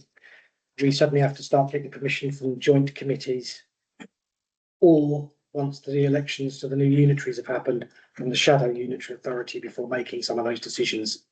I think I'm right in saying the only one that we've got coming up is the leisure contract and the landscape contract. Yeah, so the leisure contract we think will squeak in the lands, because what the government do is they issue 2 things. One called a structural changes order, which has to go through Parliament, and the other is something called a Section 25 notice. We think they are not going to be enacted until 31st of March next year, even though they will be working on them. So I think we'll be okay, but if we want to re-let our grounds maintenance contract, we would need to go through that kind of additional rigmarole. So it's, I wish I could say to you, I mean, I'm not saying that a unitary council won't be better for Kent. There are lots of schools of thought that says it will be. The period in order to get there is going to be a bit of a challenge for everybody, and the things that you all want to see the officers of Swale Borough Council doing, we won't be doing because we'll be focusing on building the council. There we have it. LGR. So item 8, you said we did matters arising. Like this bit. So at our previous meeting, Swale Local Bus Forum, we were asked why Faversham Town Council that runs the Faversham Community Hopper Bus weren't invited to attend as a bus company. What we did, well, the Director of Regeneration Neighbourhoods has checked with KCC about how the representative can be put forward, and the Faversham Hopper Bus Service now has a rep on the Swale Bus Forum. And the criteria is that local bus service is registered with the Traffic Commissioner as the hopper bus is in that category, they are now invited to future meetings. So you said you wanted it, we now have it. Excellent.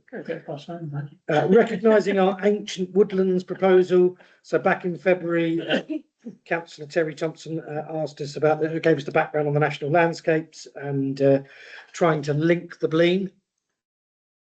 What's happened? It has been referred to the chair of the Environmental Services and Climate Change Committee to consider providing written and funding support for the reconnecting of ancient woodlands proposal. I haven't seen the agenda yet for environmental services, but it has gone there. So we know it changed. Sorry, darling.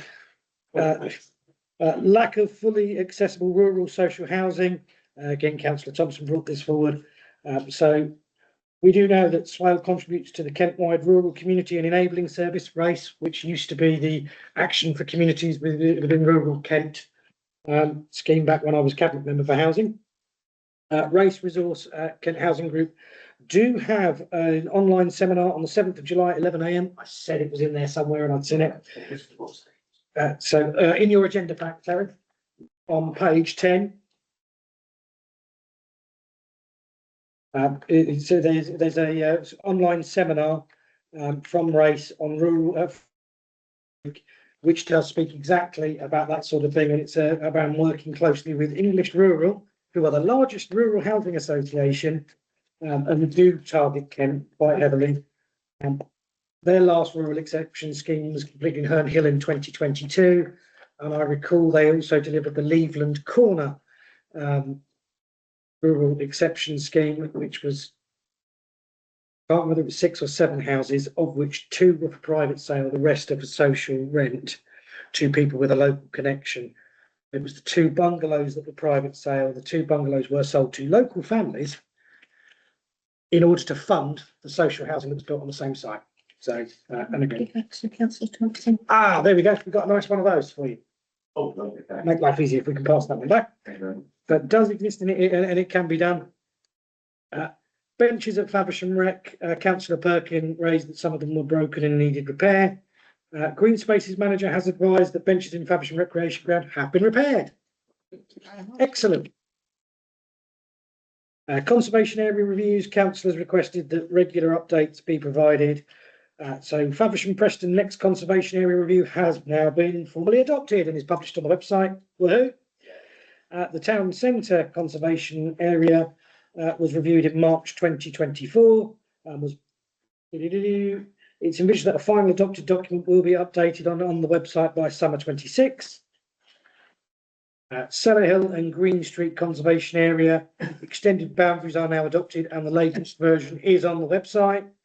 Graveley Bridge, Graveley Church and Graveley Goodiston conservation area went to P&R in March 26 and was unanimously agreed to support it. So where are we now with that? So press notifications to the properties within the conservation area and the London Gazette were sent out in April.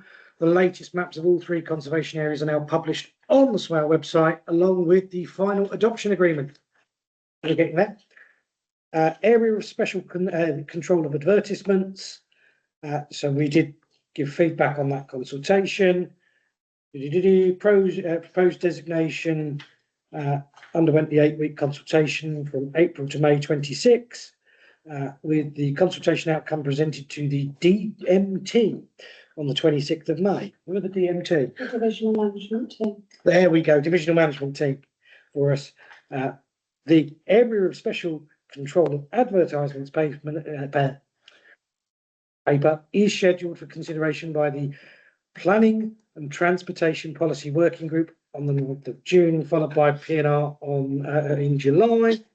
So subject to approval by P&R, the document will then be sent to the Secretary of State for formal adoption and approval.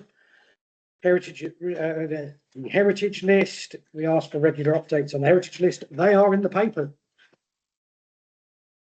Swale LC Whip, active travel officer has advised that the Swale LC Whip, that's local cycling and walking infrastructure plan for anyone that's not familiar with them, has completed its public consultation with over 300 comments and 20 changes to the original report in terms of routes and proposed interventions following those comments.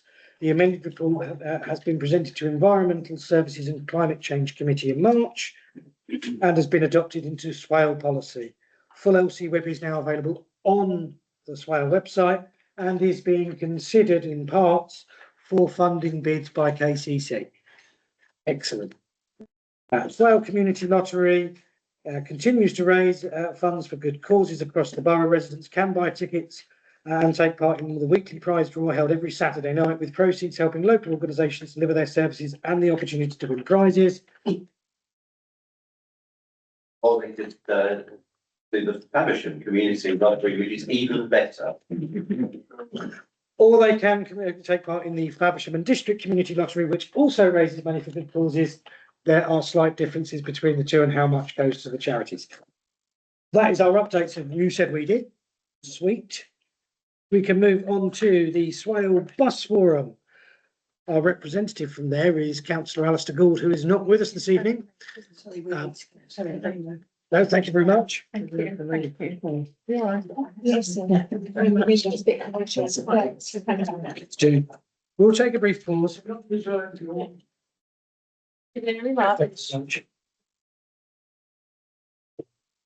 Has anyone heard from Alistair on a bus update?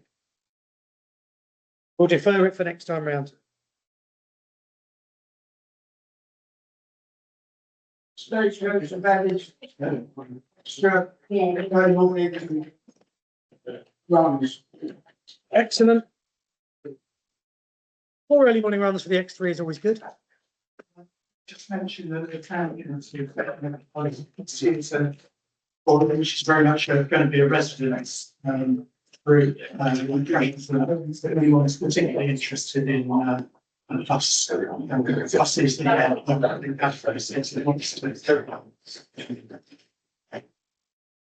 So for anybody that didn't quite catch that online, Faversham Town Council is setting up a bus user forum. If you are interested, please contact the Town Council. It would be great to have some more residents on that to feed into one out of the bus companies. Excellent, smashing. We're getting through there. Agenda item 10 is the flooding in the eastern area, which is the update that's usually provided by Councillor Gibson. You'll find the tracker in there. Anything that you wish to add? Terry and then Chris.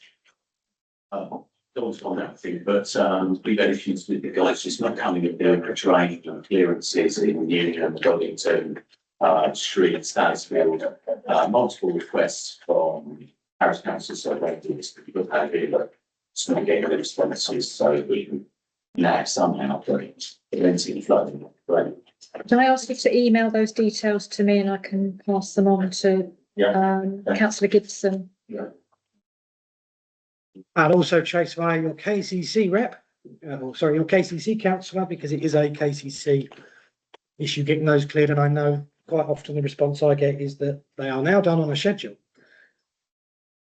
Doesn't help anybody. I did see another hand, so I got one, two, three. There we go. Chris. Right, yes, observation, and I've already messaged Councillor Gibson. The table pages, 2 years out of date, 23, 24, is not being updated. As per the last couple of meetings, is not happening for some reason. For instance, flooding in Tanner Street. Well, since we've had an east-west walking route improvements, interventions and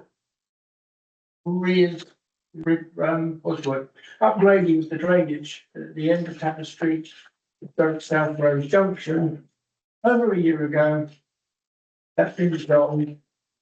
At the same time, the debris that was falling into the road gullies, the Wales, Oxford, Suez, mechanical road sweeper. You tick the box down Tanner Street, well, that meant we went down Napleton Road, in Tanner Street, around to West Street. They've never done 46 Tanner Street through to South Road, the eastward direction. They now has been on the last couple of months on the schedule. Kelly, and then usually absences. There we go. As contract manager, has got that now listed weekly every Tuesday, and it seems to be working. the curb line is kept clear of leaves, and KCC Highways asked the local residents to cut their overhanging branches back since over last year. That's worked. So the table information is well out of date, a couple of years. It is, in actual fact, looking at it, it looks as though the table has had additional items added, which have been updated, but the original items have not had their updates put onto the table. So I will take that up with Councillor Gibson, because I'm just looking at page 24, and there are items that have been added with the list of reported February 2020 to the last meeting. Right. But he's not put the last action to say complete to that one. I will take the lady and then I'll come to the back. Responsible for drains in the pavement that then go into the road sewer. Because nobody wants to do it. We have a huge puddle in the street every time it rains. When I've seen the guys doing the drains or requested drains to be done, which takes forever, they refuse to do the drain in the pavement that feeds the sewer that is totally blocked. In the past, when it was under highway, they used to do that drain as well as the one in the road.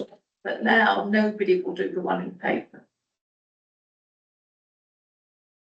Looking either side of me and going.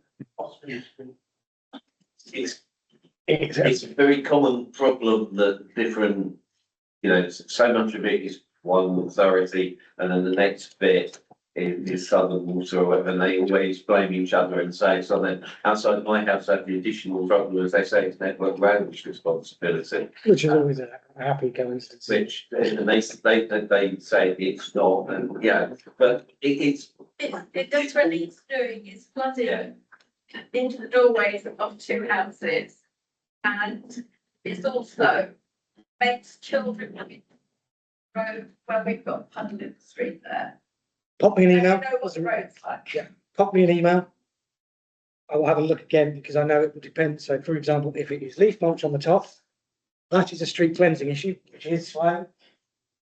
If it is in the drain, it is the KCC issue because it's a highway drain. What says if it's leaf mulch? So KCC is responsible for maintaining highway drains and roadside roads. But So will it ever be solved? Like bouncing from one place to another?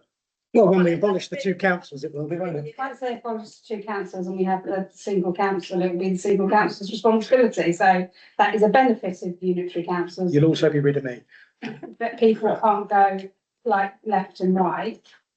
So yeah, I think if we take that back as a thing, and we'll talk to Mike, and we might try and get a meeting with KCC to try and. But what we need is we just need a solution. Yeah, I mean, it's just been scrapped. So I think there's some incidences will be on a case by case basis, so that all the locations.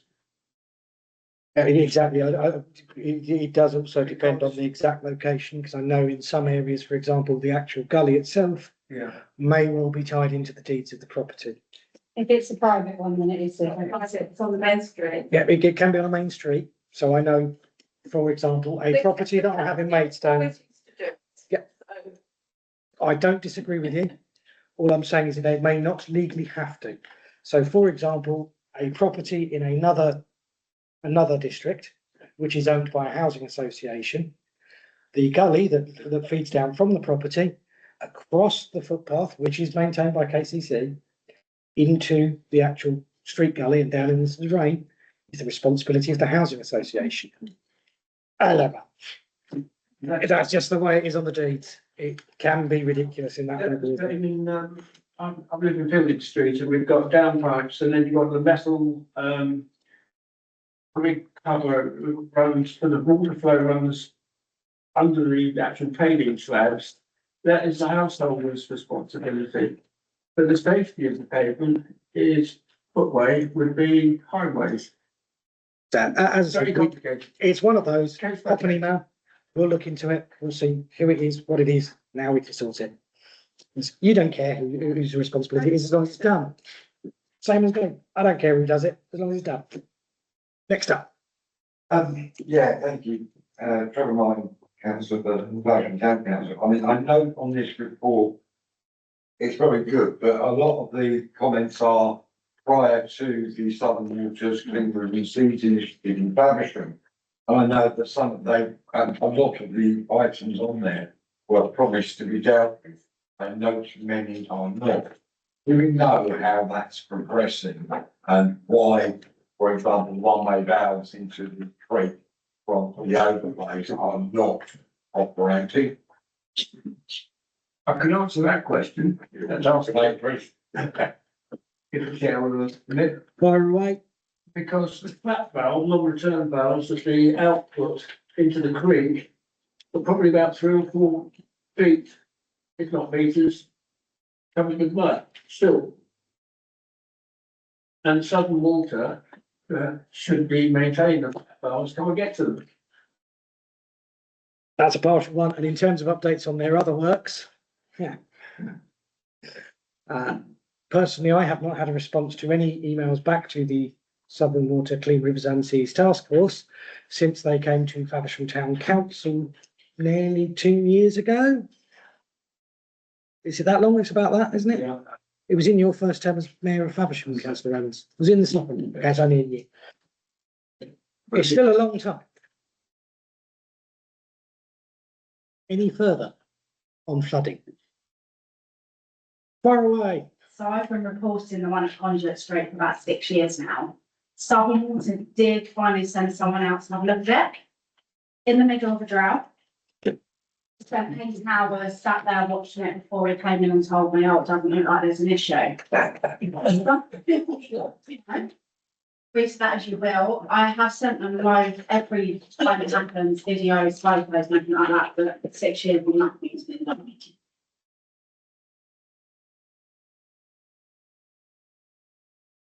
We'll add in. We've got attempts to try and get someone from Southern Water to come and speak to council. There may be a further request for that. I can't promise. 50 days work. I'm just always aware at another meeting of this group somewhere else, the chair had said that they proposed a motion to full council on another issue, not this issue, and got the committee to agree that the chair wrote to council on behalf of the residents to support the notice of motion. I don't know if your notice of motion has been agreed yet. So I have got a motion to council, which is currently awaiting the monitoring officer to confirm whether it is urgent or not. I think it's urgent. It may not be because the actions aren't immediate, but it does relate to a sewage overflow as well. So it does involve Southern Water quite heavily. Even if it is not urgent, it will go to a future council meeting because it will be on the list. Is this right? They pumped sewage into the creek again within the last couple of days. I understand that there was a news story that they've done that. When I checked this morning, it was still ongoing and it had reached 107 hours of constant sewage flowing into Faversham Creek via Cypress Road number 1. However, when I checked at lunchtime, magically it decided that it was still ongoing, but it wasn't a genuine discharge. Take of that what you will. I'm not sure how it stops being a genuine discharge, but it's still ongoing. And if they stop paying up to fine, even though it's still happening. So there is a motion. It can still be altered, and it does call on both Southern Water and South East Water chief executives to come to council to answer questions at a special council meeting on sewage discharges, on drainage, on the fact that they're charging people more money and delivering less service. On the fact that we went through a period of time when as soon as we had weather that was over 30 degrees, we couldn't have water in our taps, et cetera, et cetera, et cetera. So if if committee is, or if everybody present is happy to suggest that they would support that being taken further forward, we can certainly do an indicative vote on that. Are you talking Southern Water sewage, or are you talking just now supply of water, which Both. most of us is? So it would be South East Water for supply, Southern Water for sewage and supply in the rest of the borough. Yeah. So he's calling both of their chief executives in for a haul across the coals from all councillors at a special council meeting, is what I'm proposing. Both chief execs. Chief execs. So, yeah, everyone happy that we support calling them in and raking them over the coals? Anyone against raking them over the coals? Excellent, so we can say we have support from. Mentioned the point of information, Southern Water are going through their project, and it's going to take quite a while still, where they're trying to separate surface water discharges in the drains under the roads and all that from adding to the general foul into the combined system, which is why they dug up South Road junction, only to find that where they wanted to join two pipes, there's too many other services, including a mains gas, which they can't do other than by hand within X meters of etc. So this is an ongoing project. It's going to take probably 2 years yet. So legally, the Clean Rivers and Seas Task Force have to have completed all their works in the Faversham area to prevent sewage discharges. Oh, yes. By May next year. Yeah, that's. They have until May 2027, and if they don't deliver, whatever replaces Swale, if anything does, we're still here. We might still be here. They might change their mind.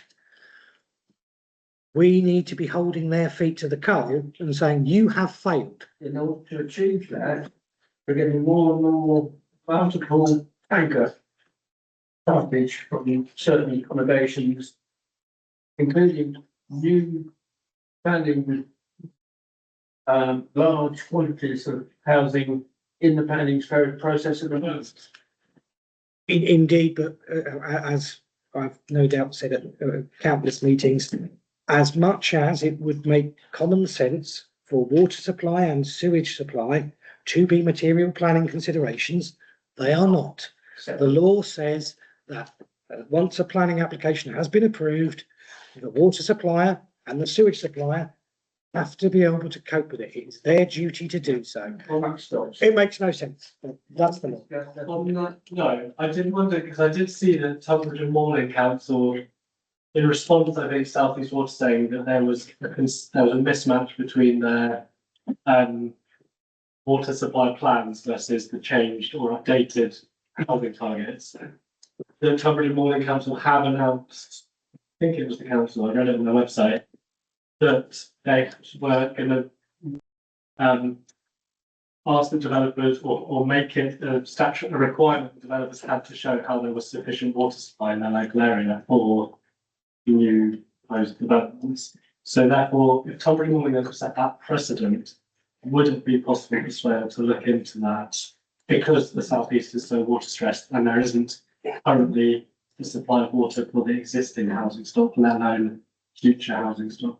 So the difference between Tunbridge and Morley and us is that Tunbridge and Morley's figures were 820. Yeah. And under the change in the standard methodology, they went up to 1,097. So what they're saying is they can't cope with the increase. The difficulty that we've got is our numbers suddenly went up by 16. It hasn't changed. So that's the difficulty we have. The other issue is that the water companies statutorily have to provide water. They don't have a choice. So every time you say, can you provide water, they can't say no. So what we actually need is the water companies to almost be a bit more honest and say, actually, no, I don't think we can. But because they statutorily have to do it. But the Tunbridge and Morley one certainly is something that, yes, they said that in order for that to happen, our councillors have asked for something similar, and the officers in our new local plan, and the officers are currently working on. Is there anyone from the BCPWG here? officers are currently working on how that could work, because what we think, what the officer advises is that when you do a local plan, it goes to examination, that the inspector of examination is likely to throw it out. What I think our members would quite like is if we leave it in and let the inspector throw it out rather than us not put it in, and that's what the officers are doing. So yes, Temperature Morning are doing it. Yes, they've got a large increase in numbers, which they say they can't. They're Australian can't do it. We don't have that, but our members would like to. Having gone through local plan variations since 2019, Councillor Jackson, 100% of those as well. I don't know how many times we've reached a Reg 18 or a Reg 19 consultation at this point in that time period. 4 times in that time period. Most councils get over 1 or 2, and then they get a plan adopted. The problem that you have is that we've looked countless times at what are the constraints, can we get lower housing numbers as a result of the constraints? And every time the evidence that we're able to get to gather says that actually no, you could achieve the housing targets because the developers say you can. The developers say they can build something dry as something. It should be, but the law says otherwise. It's it is one of those, and equally on the other side of the argument and the balance that I always say to anyone that says we don't need any more new housing. If you have children, you want them to live near you at some point. There are over 2,000 families sat on Swales housing waiting list for social housing. There are no new social housings coming unless there is private development with it. So we have to get that balance right. Every time they build, they reduce the number of social housing. They say they're going to. They always try.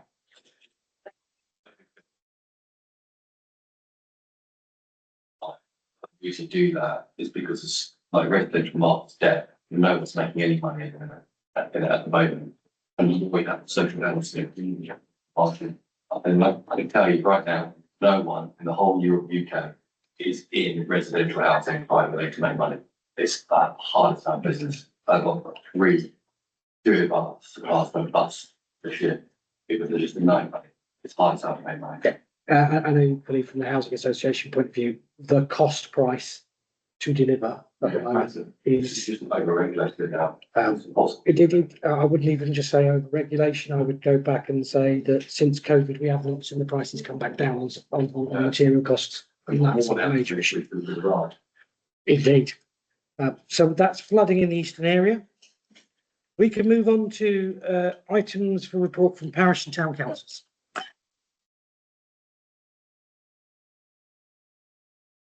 Good, move on. Your boundary's safe, by the way, because it wasn't included in anything, in any consultation, so you're all right there. The CGR.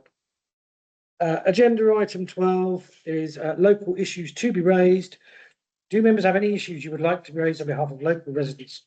I think we covered that in the public forum. Very briefly, I think we're only down to 3 of these meetings in the round now, so it's probably a bit irrelevant. So Tuesday's not a good night, but quiet night. I can't calendar problem, wouldn't it? That's going to be in a different room, but further back, and it wouldn't have been a problem. I'll see whether we can swap with the mayor's parlour for future ones, but yeah. Though the brownies might also not want to have the motorcycles. Yeah, the brownies. Certainly I saw a lot of brownies going in that general direction. I hope. Not by then, wouldn't it? We've got planning permission. Excellent. Centre. So agenda item 13 is confirmation of matters to be referred to service committees. I haven't got anything that's specifically for service committees, but there are works for me to go away and do, which will be done. Janet will make sure that I do them because she always makes sure that I do them and nags me and always has done and has been fantastic at doing so for many, many moons. Only reason I ever survived as a cabinet member, frankly. There we go. So that takes us on to the end of our agenda. Thank you very much for a very long and very good meeting, actually. It was well attended. It's always nice. Our next one. Ooh. That's my email. That's okay. I was worried there. I was thinking you're not resigning on me, are you? So thank you very much for attending tonight and for bringing up all your issues. We do love it. Our next meeting is Tuesday, the 13th of October, 2026. It's currently down for here, but we'll see if we can get it mixed up. Thank you very much. Have a lovely evening. Do help yourself to tea, cake, and sign the petitions on the way out.